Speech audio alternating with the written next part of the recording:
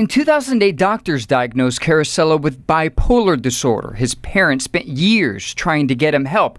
When he was on his medication, things looked up. Off medication, he could spiral out of control. It's July the 15th, 2017, and I'm at the end of my rope. This past summer, he asked his mother to record this video of himself after a manic episode. After he recorded that video, the 29-year-old admitted himself into this Doraville, Georgia facility called the MARR Addiction Recovery Center. After a few days, a counselor called Carusillo's parents to tell them he was doing well, participating in therapy, and taking his medication. About 3 weeks later, on September 19th, they got another call. I remember my wife walking out of her office, coming down the hallway and saying, "MARR's on the phone, they're dismissing Nick." And we were both just dumbfounded. Carusillo then asked about his son's bipolar medicine called lithium. There was a hesitation on the other end of the phone call, and they said, "Nick's not on his lithium anymore. If you release him today, something terrible is gonna happen. If he ends up dead on the streets of Atlanta, this is on y'all's shoulders." 911, what is the address of the emergency? Hi, I'm on I-85 between Fairmont and North Druid Hill. Someone got hit by a car on the highway. He was laying in the middle of the street. Police say drivers saw Carusillo run on the Interstate 85, not wearing any clothes. At approximately 8 a.m., my phone rang. And it was someone from Atlanta. I don't even know who it was sitting here right now. But they were calling me to tell me that my son had died. That's not the way he deserved to die. Nicholas Carusillo struggled with substance abuse from the time he was a teenager growing up in North Carolina. He began to show signs of bipolar disorder in his late teens, and his diagnosis was confirmed by the time he was 20. On August 29, 2017, Nick was admitted into the Metro Atlanta Recovery Residences, or MARR, because he was absolutely desperate for help. MARR advertises itself on their website that they, quote, are committed to helping our patients achieve long-lasting recovery using research-backed substance abuse treatment methods. See why we are one of the top drug and alcohol treatment centers in Atlanta. They even amazingly self-promote themselves with seemingly deceptive slogans, "We walk with you for life." We strive to nurture those connections long after treatment completion by offering a strong alumni program. From service work and alumni activities to aftercare groups and speaker meetings, our mission is to provide ongoing support for alumni so they can live happy, joyous, and free lives in recovery. Quoting one of the 12 steps of Alcoholics Anonymous, quote, "Having had a spiritual awakening as the result of these steps, we tried to carry this message to alcoholics and to practice these principles in all our affairs." Unfortunately, despite all of MARR's self-laudatory promotional advertising and the actions of MARR's psychiatrist, Dr. Richard Waldman, an Atlanta jury awarded Nick's parents, Mike and Tina, a total of about $77 million verdict in a wrongful death case. In this insider-exclusive Justice in America Network TV special, our investigative news team sits down in Atlanta with Nick's parents, Mike and Tina Carusillo, and their lawyers, Dax Lopez and Natalie Woodward, to hear firsthand why this jury awarded a record verdict against MARR for some of the outrageous and negligent actions taken by their staff, particularly Dr. Richard Waldman, MARR's psychiatrist. Dr. Waldman did not believe Nick was truly bipolar, and he stopped Nick's lithium cold turkey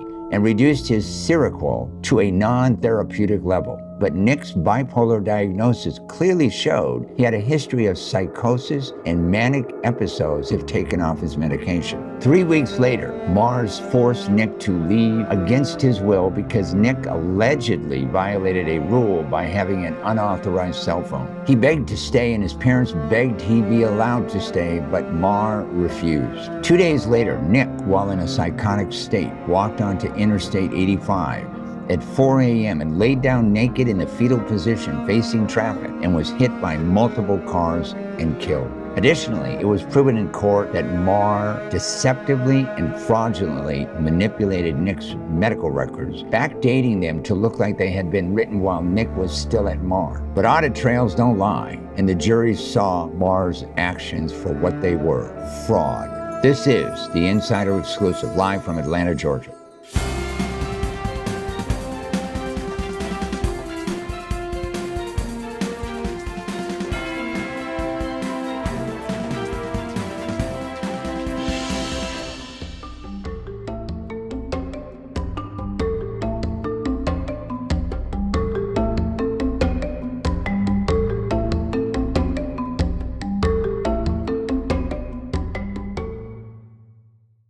It is my great pleasure to introduce Dax Lopez and Natalie Woodward to the show. Welcome to the show. Thank you. Thank you. Tell our audience a little bit about your firm, Natalie. So our firm is 7 lawyers. We do primarily all catastrophic injury cases. A large part of those are medical malpractice. A large part are product liability cases. We have some constitutional law cases that we handle. So it's really more about the severity of the injury than it is the specific type of law. So it's really about how bad is it. Want to do the best you possibly can for the worst cases, correct? And the cases that I think are the most have the longest ripple effect, that you can really see a bigger picture. That's what I love. Okay, and Dax, your firm. Our firm is 3 partners, just so 3 lawyers. And we also do catastrophic injury and wrongful death cases mostly. My partner is a former state court judge. I'm a former state court judge. He was the first Hispanic lawyer to become a judge in the history of Georgia. I was the second. So our practice is very much concentrated with a lot of Hispanic clients, a lot of undocumented clients. But similar to Natalie's firm, it's really the severity of the injury. So we have a very small case load, because we focus on products cases, trucking cases, premises cases, and some med mal. Today we're here talking about one of your cases that you won a landmark verdict, the case of the death of Nicholas Carusillo.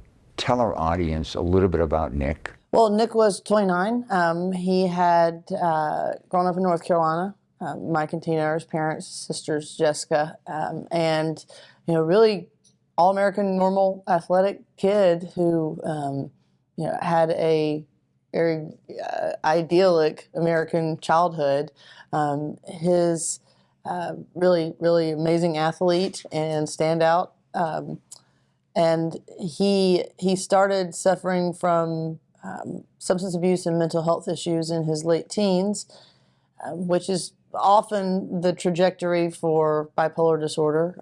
I think it took several years where he was in and out of treatment, with mental health treatment, substance abuse treatment, with his family's support, really trying to find out answers to what the issues were, the root of the issues that he was having. And ultimately, he was diagnosed with what's called a co-occurring disorder. He's bipolar with substance abuse disorder, but his particular kind of bipolar disorder was with psychotic episodes. So when he was manic or depressed, either one, he would have hallucinations, and that cycle of trying different medications, staying on the medications, coming off the medications, had continued really for about 12 years prior to his death. So that's ultimately how I came to meet Mike and Tina, was after Nick's death. Dax, tell our audience what happened with Nick. Nick was very good about always asking for help when he needed it. So he had gone in and out of facilities for over a decade, either substance abuse rehab facilities or mental health facilities, oftentimes voluntarily, which is unusual. When he was 29, he was in the midst of his worst episode ever. And through his therapist, they were recommended to come to Atlanta. They lived in North Carolina at the time. So they came to a facility here in Atlanta called Ridgeview, where Nick was essentially an inpatient for 3 weeks. And for the first time, really, these doctors found the the stabilizing mechanism, right? They found the dosages and the medications that actually stabilized Nick for one of the first times really in his life. Lithium and Seroquel were the two medications they found. So from there, he stabilizes, and they decide to take him to another facility, a drug rehab facility, which was MARR, which is our defendant in this case. And MARR stands for what? Metro Atlanta Recovery Residences. So MARR had advertised itself as a dual diagnosis facility, which becomes a little deceiving as the evidence plays out in this case. But dual diagnosis meaning that they had a mental health component and they had a alcohol and drug rehab component, and they could treat both, which our expert at trial testified you have to treat both. You just can't treat one or the other. You have to treat both. So Nick comes into MARR. Immediately, the psychiatrist on staff meets with him for an hour and decides, you're not really bipolar. Forget all those diagnoses from all those doctors for the last decade. You are just a drug addict with a bad attitude, and you don't really need these medications. So almost immediately takes him off his lithium, cold turkey, and starts lowering his medications on the Seroquel side, starts lowering the dosages on Seroquel. So within 2 weeks, Nick starts decompensating very quickly. And they must have noticed this, correct? They did. Absolutely. So my question when I was reading about this case was, well, is there another physician on duty? Why didn't they bring in a second opinion? Because obviously the psychiatrist was wrong. Right, and they didn't do that, and nor were they talking to the psychiatrist. So you had one side of they had the drug rehab folks not talking to their psychiatrist. No one's reading each other's notes. No one's reading each other's progress notes. There's absolutely no communication. So the psychiatrist does not inform the drug rehab counselors, by the way, this guy came in from the psychiatric unit at Ridgeview with lithium and Seroquel. I've taken him off his meds. And by the way, if he starts decompensating or if he starts acting out, let me know, because that might be a sign that something's wrong. That conversation never happened. So you've got Nick in drug rehab meeting with his counselors, acting in a way that is not common for folks to be acting. And people are noticing, and people are getting scared, and people are raising the alarm. You had some counselors who actually raised the alarm about Nick, but no one ever goes back to the psychiatrist, their medical director.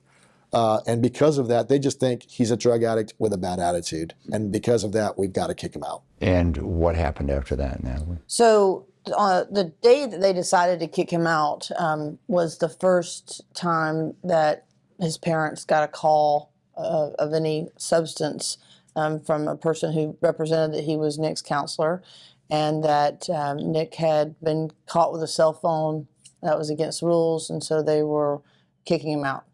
And Mike and Tina, because they understood the level of the seriousness of his mental health issue, immediately asked, is he on his medications? And they were told no. They asked to speak to the doctor. That was refused. They said, just wait and let us get there. Give us 4 hours to drive there to get him. They said, no. This is why Nick isn't getting better, because you're enabling him. You're coming to his rescue. You need to let him have the effect of his own choices. And so and Nick was asking to stay. He didn't want to leave the facility. He was still participating and wanting to participate in the care. They forced him out. They actually dropped him off at a shopping center. Well, actually at it's like a halfway house is what it would basically be. There's no, it's a ranch house in a subdivision. You can come and go. Yes, and there's no oversight at all. Within a day, Nick was missing from there, and within another day, he had wandered onto the interstate at some point in the middle of the night during a psychotic episode and was hit by cars and killed. So the case ultimately was about trying to find out exactly what had happened, because so much of the information in those 3 days since Nick had been kicked out was just information. They didn't know exactly what had happened. They had not been able to find him or locate him in that process. So that's how the case started. Dax, that was used by the defense in the respect that they didn't know where he was. It's not their responsibility, right? Yeah, they used the 3 days as, he used 3 days of, we don't know what he was doing. He was getting high. Why is it our fault, right? Right. It can't be our fault because he's been out of our custody for 3 days. Our position always was, and they very much argued this at trial, even though his toxicology screens came back clean. We did independent toxicology. They all came back clean. He had no alcohol. He had no drugs. Nick's drugs of choice were really, marijuana, cocaine. They were the usual kinds of drugs. They argued that he must have somehow found some synthetic drug we can't test for in those 3 days, and that caused him to take off all his clothes, run out in the middle of the road, and lay down in a lane and get hit by cars. That just doesn't make sense in the real world, right? All the experts who came and testified, not a one said that Nick intentionally took his life. They kept arguing the suicide. They were like, he committed suicide. This was Nick doing what Nick does. And they even argued if it wasn't this time, he was going to do it at some point in the future. Our position was very easy. You took him off his medications. You decompensated him. Nick has a history of hallucinations and psychotic episodes. He has a history of taking off his clothes when he's in mania. So he's acting consistent with what he does when he's in the middle of a mental episode. And the jury really understood that. It wasn't hard to understand that if you took him off his meds and kicked him out, didn't give the parents an opportunity to come get him and put him in a place of safety, and you sort of left him in a strange city because he wasn't from Atlanta. Right. He was homeless for 3 days. That this was a direct consequence of the actions taken by MARR to take him off his meds and to kick him out. How did you, in trial, address the fact that there are some people who would consider this suicide? Well, that was interesting, and we kind of went straight at that, really. And we had an expert witness that really talked about the idea that you would be able to, if you're going to try to blame Nick for something, you have to be able to establish that he would have known what he was doing in the moment. And all of the evidence in the immediate time with the 911 calls were that this was a person who was in the middle of a psychotic episode that was speaking to things that weren't there. And so in order to attribute fault to somebody, you have to establish that they had a conscious act. Otherwise, it would be the same as saying that it's suicide because a 4-year-old goes out into the street.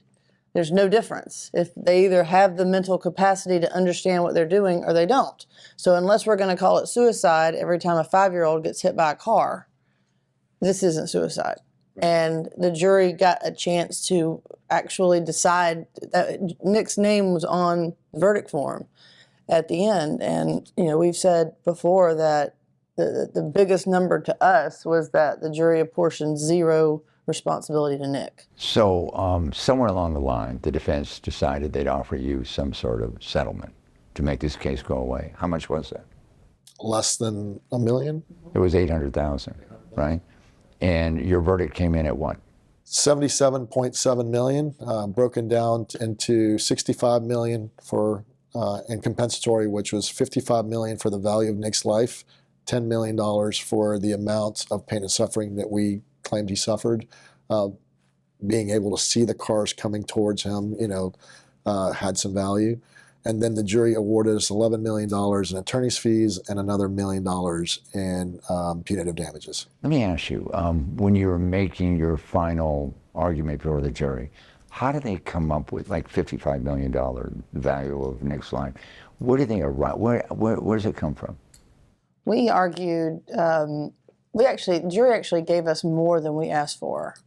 We asked for $40 million for the value of his life. And where do you come up with that number? So in Georgia, the value of someone's life is the value of your life to yourself. It's about how what value do you place on your own life? And what we argued was that Nick valued his life so much that he was willing to voluntarily go into facility after facility after facility where his liberty, rights, life was going to be restricted, and he was so devoted to his future and what he believed he could be that he was willing to do that voluntarily, which isn't a fun experience, right? You have your whole day controlled. And we ultimately argued that, he would have had a normal life expectancy, that a lot of the folks who were the defendants who worked at this facility were ex-addicts, some of which had ex-mental health issues or had mental health issues at the same time, and they had been able to find the right combination, and they had been able to have treatment and go on to lead prosperous lives.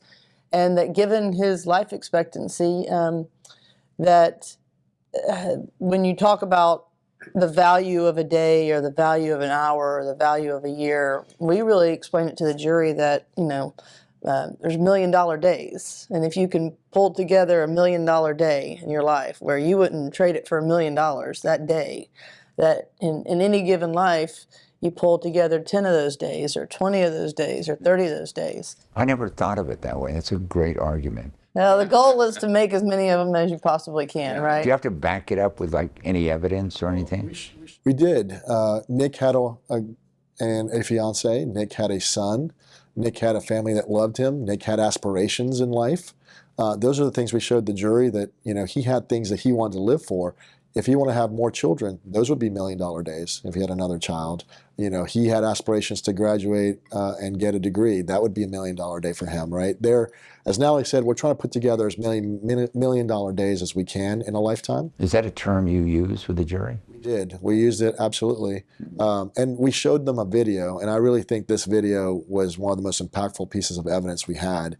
We showed him a video that his mom, Tina, took as she has taken Nick into a facility, and she says, Nick, tell yourself for those hard days, tell yourself, what would you say to yourself during those hard days? And he looked at the camera and basically said, I believe that I need to get better. I want to get better. And the message was so strong about the value of how he felt about himself. And the part that I remember the most about the video is he was a football player in high school, and he said, Nick, it's Friday night and the lights are on. So basically, you have to go out there and do this the right way and get better for your family, for yourself, for your future. And I think the jury understood this is someone who really wanted to live and get better, and he wanted to string together as many of those $1 million days as possible. And you were going to add, Natalie? It's funny with the things that stand out. I remember that video being incredibly impactful, but he was saying to himself in the video, "You're worth it." And so that was him acknowledging, saying to himself, "You're worth it," to remind himself that when you have these hard days, the reason why you're here, the reason why you're working, the reason why you're going through all this is because he believed he was worth it. He was telling it to himself. So That personal affirmation. what better example could you ever have of someone's value of their own life than they're telling themselves they're worth it? I'm just curious, in your appeal, are you bringing this up again? Because, most people who have mental problems and most people who have addiction problems never say that. So is that part of your appeal as to the value of the $55 million compensatory damages? Really not arguing that as the appeal. They have, it's interesting when you have tens of thousands of pages of pleadings over years and years, and thousands of pages for the transcript. You're curious, what are they gonna attack on the appeal? And the appeal has been based on really very nuanced issues, some psychiatric privilege issues as it relates to records, and some arguments about particular jury instructions that the judge gave or didn't give for the jury. So very trivial things. They've not really attacked the number based on just other than the fact that it's too high. They just don't like that. But the non-economic damages, the distinction between that is that we didn't have the advantage of showing hundreds of thousands of dollars in medical bills. There weren't. We didn't have the advantage of showing somebody who had 20 years of work that we could show from the lost wages. because when Nick worked, but he would work sporadically. He'd work for a year here, 6 months here, and so what we really did was we talked about the folks who had recovered, who worked for the facility. We talked about here they are with lives and families and jobs, and so it was very obvious that if he had been allowed to continue to progress and had allowed to be stay on the medication, that there was no end. I mean, he had better SAT scores than I did by a lot, so we were able to show some of that, and that he'd been accepted to colleges. There was no question that he was an intellectual guy and had a lot of potential. Well, congratulations on the verdict, and let's hope it's upheld. We have with us Nick's parents, Mike and Tina, so we're going to bring them on right now. It is my great pleasure to introduce Mike and Tina Carusillo. Welcome to the show. Thank you. Thank both of you for being here today, because I know it was a very tragic thing that happened to your son. Tell our audience a little bit about Nick. Nick, from a very early age, was extremely energetic. He was happy. He loved to be active. So one of the fondest memories I have when Nick was a little boy, when we would go to the beach, we'd be sitting in the chairs on the beach, and Nick would want to do something. Let's do this, let's do that. He would exhaust us to the point where we would say, Nick, why don't you run down to the beach, touch the water, run back, and we'll see how fast you can do that. So he would do it the first time, and we'd count and say, okay, that was 11 seconds. Do it again, see if you could do it faster. Poor kid. And he would do it and do it and do it, for he would beat his time. And that was the competitive side of Nick. So Nick was always very competitive. And he was also very loving, in a little boy's way. And he was excited to be around. Now, Tina, when did you first see some problems developing in Nick? About what age and what were some of those signs? Yeah. I have a very vivid memory of when he was, I think he was 16, and we had gone to a Halloween party in the neighborhood. Kids were hanging together, and we got a call from police. They had a group of kids down at the swimming pool, and they were drunk, and they needed all the parents to come get them. And Mike came home and he said, he was acting different from the other kids. They were all like, sorry for their parents, and he was defiant, and nothing was wrong, and why were they making such a big deal of it? And so after that, we just started noticing more and more that his behavior was erratic, and caught him a couple of times drinking. So that's really when we began to notice, was at a pretty young age. Around the age of, 17 or 18 or 19, he was diagnosed? Yes, he was early 20s when he was diagnosed with bipolar. Okay, so most kids, when they graduate high school, they go to college, didn't they? No, he applied, and he was accepted. And he came to us and he said, with a sponsor, he had an AA sponsor at the time, and they had a meeting with us, and he said, Mom, Dad, I can't do this. I can't live that lifestyle. I don't think I'll be successful, and I'm not going to go right now. Okay, Mike, when I was raised as a kid, at the age of 17 or 18, when you graduated high school, you were expected to either get a job or go to college. Were those the options that Nick had, or what exactly did you do with the fact that he still stayed at home, right? Correct? Yes. Nick, when he was 15, 16, 17 years old, he did get jobs. We expected him to get jobs. He'd worked at an auto bell car wash. He worked as a soccer referee. He did different jobs. But on the flip side, he would have a hard time keeping those jobs. He didn't get along with the people at his work. Not necessarily get along with the people, being dependable, being, another way to put it would be acting polite, if you will. Those types of scenarios came up in those different jobs, but he was always expecting, always wanted to have a job. Now, Tina, you mentioned that he came to you with his AA sponsor. So he already knew he had a problem with drinking. Yes. Oh, by that point, yes. How was he dealing with that? Was he trying to be sober? Or was he sober? Or what? He was always trying throughout his life. He was always trying, and then he would find himself again in positions that he couldn't handle, and he would say, and he'd raise his hand and say, Mom and Dad, I need help, and so then we would kick in and get help for him, whether that be a alcohol treatment center, whether we counselors in town, those types of things. So he was dedicated to getting better, functioning, having the discipline to do that, trying. He enrolled in community college, so he was taking courses. He didn't go off to school and have that experience, but he did enroll in community college and took classes there for a while. It was just difficult for him to stay on track. About what age was he where he felt he couldn't live a normal life? Because he was going in and out of recovery centers all the time. What age was that? I think Nick always thought he could live a normal life. I think that he was always pushing for that.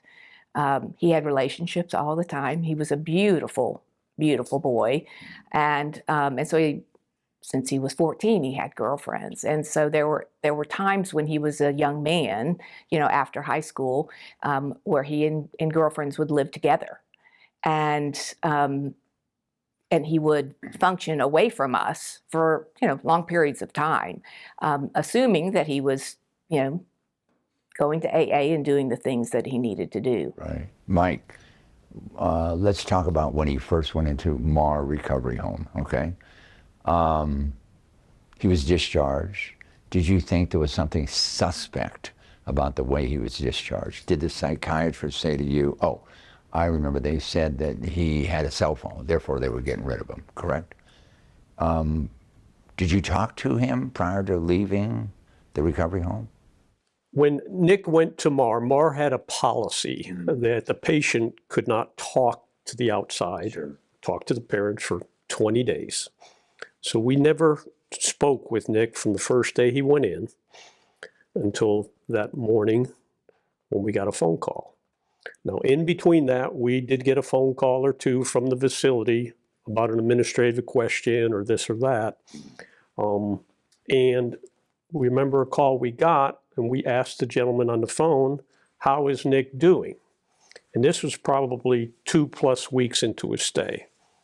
And he said, no news is good news. That's the piece of data that we had gotten. Otherwise, nothing. The morning of September 19th, my wife and I were home. It was approximately 9 o'clock in the morning, and the phone rang, and it was MARR. So what did we think? Nick's going to get to talk to us, because that was day 20. That phone call was a total shock to us. They start to inform us that Nick is getting kicked out. And we're like, what are you talking about? And they go on to inform us that, he's doing this and he's doing that and he's being disruptive and he's not completing his assignments and things like that. And we're like, of course, I said, is he on his medication? Because they're saying these things to us. What does that mean to us? He's in a mania. Typical signs of bipolar mania. And the response we get when I ask the question, is he on his medications? Is he on lithium? The phone goes silent. And in the background, we hear a computer keyboard. The supposed person on the other line who supposedly identified himself as his therapist is researching what the hell I'm talking about. Because he did not know Nick was bipolar. So after we got through that part of the conversation and he understood, oh, okay, yeah, he's supposed to be on lithium. I didn't know that. Begging you not to kick him out. He needs to be on his medication. He still chose, under his own fruition, he didn't go talk to anybody else about this conversation. I am the one making the decision. He's getting released today. This is an alcohol and drug counselor. Yes, that's the way he was identified to us. It turned out he was not a certified alcohol and drug counselor. Okay, fine. So you didn't hear from Nick after that, did you? My wife spoke to Nick that evening. She could speak to that. So I actually spoke to him that morning and said, so Mike had it and left the room. And he had said to the counselor on the phone, if you release my son and he dies on the streets of Atlanta, it's on you. And so then Mike left the room and he said, I can't do this anymore, and left the room. And I said, can I talk to Nick? And he said, if you would like to, you can. And so they called back. And I said, hey, buddy, what's going on? He said, Mom, I don't know. I really want to stay. And so they proceeded to say why he could not stay. He did not want to move to a lockdown facility. That's not what his choice was. And so they came up, they made some recommendations that he didn't, he wasn't keen on. And he said, I'd rather stay here. Is there any way that he can stay? As of now, no, there is no way that he can stay. And I said, well, we'd still like to come up and get him. And again, they said, no, you can't do that. So ultimately he left. Then I did hear from him the next morning when I had called him, and he was not doing, he had gotten up early and left the sober house. And I said, they wanted you to stay there until it was morning. He said, it was morning. So in his mind, 4 a.m., he was awake, it was morning. And he said, don't worry, I will work this out. And he said, I love you. I said, I love you too. We always had a rule, you can't, he said, I'm done talking about this. You can't hang up on someone, you have to say goodbye. And so he said, I love you. I said, I love you too. We'll talk later. And that was the last time that we spoke. It's very unfortunate. My condolences to both of you. It must have been in the trial when you saw that there was a cover-up trying to protect, the defendant, right, MARR. It must have been infuriating. There was a point in that trial that your word infuriating is just blown out of proportion. Our lawyers, Natalie and Dax, put the counselor back on the stand. And they also put the clinical director back on the stand after they testified. And they asked them, they said, let me ask you one question. After you heard all the evidence, after you heard the jury's verdict, all 12 jurors stood up and said, guilty, guilty, guilty. Do you think that you could have done something different that would have prevented, Nick's death? Do you feel responsible for what happened? And both those individuals looked at the court and looked at Natalie and Dax and said, no. You talk about it being infuriated. To this day, no one has apologized to us for his death. They never will. They never will. And I hope the verdict gets upheld. What do you think about your lawyers? First, you, Mike. I look at Dax and Natalie as human beings first. They're super people, super loving, and they've been just unbelievable through this whole process for us. And when I initially spoke with Natalie on the phone, when we first found each other after Nick's death, I had talked to several other big law firms in Atlanta, and they just, no thank you, no thank you, no thank you. They thought it was too difficult. Yeah. And got on the phone with Natalie and we had this great conversation. And she did. She asked about Nick first, you know, and everything, wanted to understand. And she said to me, she said, I want your case. And I just want to tell you that I will not take your case if the drug tests come back positive.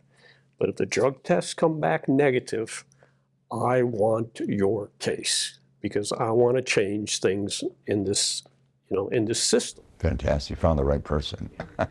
Well, we consider Dax and Natalie friends now, and they will forever be in our lives, regardless of what happens here with this.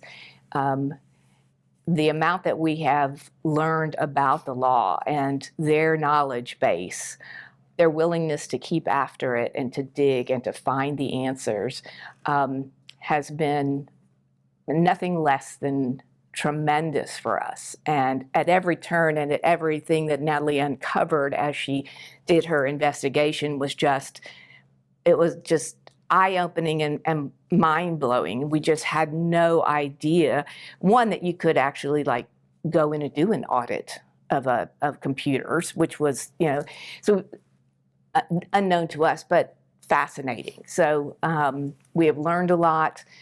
We couldn't have asked. We've cried together. You know, the four of us have cried together about Nick because it didn't have to happen. And I think they truly believe that as well.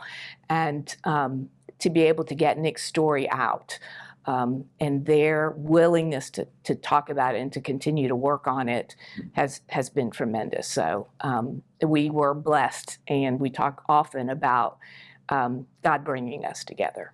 Well, I want to thank both of you for coming here and sharing your story. It's a powerful story.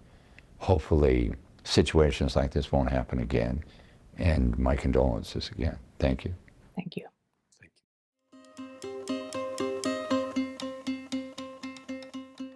This is a medical malpractice case, correct? Yes.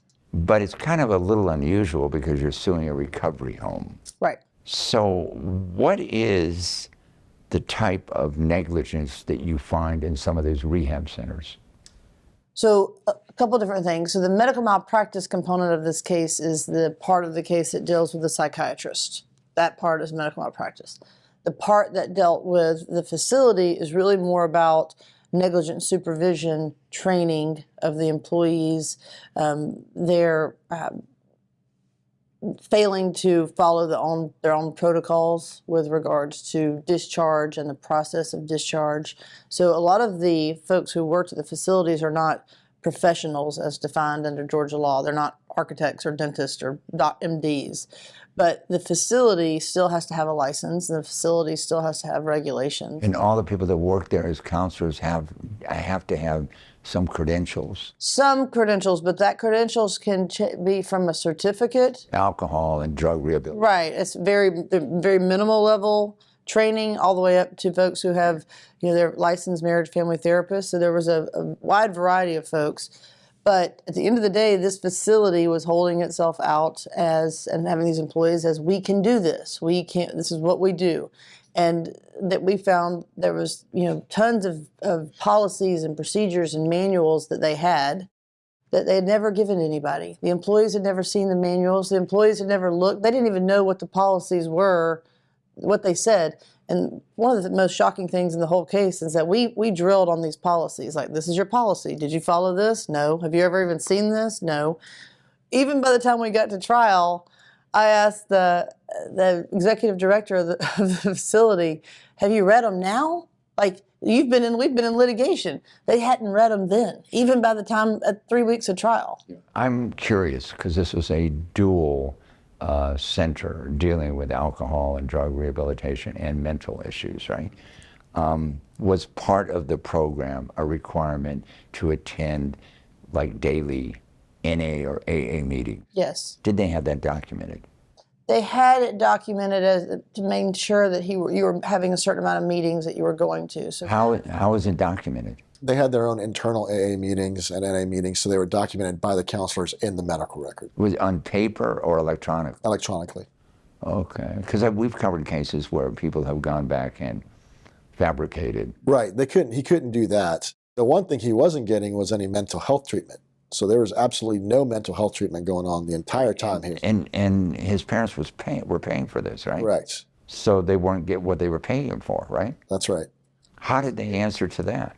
Well, it was interesting because there was one part of the verdict form that was a number that was a little bit different. That we were like, wow, it was $10,009,250 or something like that, and we were like, where's the $9,250? Where does that come from? And it was the total of what the parents had paid to MARR while Nick had been there. So the jury had reimbursed it, added that in. But the other thing in terms of you mentioned the records, which was key in our case, is that when, after the facility found out that Nick had died, they went and created documents and backdated them to make it look electronically. Yes. But you have an expert that comes in and say this was created on this date. And the audit trail. And you show the jury that. Was damning, and I thought that it had been damning from day one. From day one. I'm like, how are you gonna explain this? Yeah. How is it, in the audit trail, you cannot insert something at a later date and you can print it out and it shows perfect, right? How is it that these people don't know this? Well, I don't think they were computer technology expert, so I don't know that they were quite aware of the sophistication. And what I know to be true is that federal law requires electronic medical records for every type of facility after a certain year. And it also requires that those have a audit trail tracking system. And that documentation is annoying and cumbersome and hard to get and hard to read. But at the end of the day, it's all there if you have the patience to make them give it to you and make them pull it. And you can find out what was entered when. And once we fought that fight for 2 years, but once we zeroed in and were able to show exactly what documentation had been changed after the fact, I mean, the jury was mad, and they were mad for good reason. Well, most of this medical record, at least 6 of the notes were created after death. So the daily progress notes were not being input daily, they were input after death. The discharge summary was created after death. And the discharge summary, if you read it, is the CYA. It's the self-serving document. Here's all the reasons why we kicked Nick out to justify it to ourselves and to the world. And the way they wrote it was, this morning, Nick turned in a cell phone, right? If you read it... After he left. Correct. So if you read it, if they print it out and send it to the parents, or if you read it today, you'd be like, all right, this was dated 9/19. This is the day he was discharged, and it reads as if it were written that day. But then you tell the jury, this was written 10 days later, and then we showed the jury that they violated their own policy. Their policies required them not to backdate documents. They would have to say, on 9/29, I input this document, and it's like, on 9/18, Nick turned in a cell phone. You'd have to write it in a way where the reader knows this is being written after the fact. So the way they wrote it was meant to deceive, and that's the way we argued it. And that misleading, that intent to mislead the family, who is really ultimately asking, when they first sent the request for records to the facility, we hadn't filed a lawsuit yet, right? We're just asking for the records. And they get those records sent to them, and those records have been created to be deceptive. But for the lawsuit, if they would have just read those records on their face and took those records at face value, they would have never known as much as that we do know now about what happened. That's why the jury was mad, because it's not the crime that kills you, it's the cover-up. It's always the cover-up. It's the cover-up, right? So now, this is big news in Atlanta, biggest verdict ever, right? You must get called by many people who are saying, I have medical malpractice here. How do you determine which cases to take now? I think that, there's only 24 hours in a day. And you can't work all 24. You can't work all 24. I think that I look for cases where I feel like there's an opportunity to change something that needs changing. And because I believe that litigation, I believe in the court system, has that ability to really make massive change. A lot of times that massive change is going to only really come after a big number. And so I look for cases that have the ability to make real change on an issue I feel like needs changing, and that also has the ability for it to be a big number, because that big number is really the only thing that's going to change an industry. So that's what I look for. Okay. What do you look for? Same, but I'm also looking to try to bring justice to families just like the Carusillos, right? We actually have a very similar case to Nick's case that came in right after this verdict from a different facility. Our client was discharged in a psychotic state. She was actually discharged 3 different times. They had 3 different opportunities to do the right thing and to keep her. And then she walked out onto a highway a few hours after leaving the facility and was also struck by some vehicles. And just like the Carusillos, we want to bring justice to that family. Yeah, they're screaming for help. Absolutely. And in the process, these psychiatric cases are not common. So to Natalie's point, the more we bring, the more change we can affect. Well, congratulations on the verdict, and thank you for your time. Thank you. Thank you. Thanks for joining us. You can get more information about our guest and the issues at insiderexclusive.com.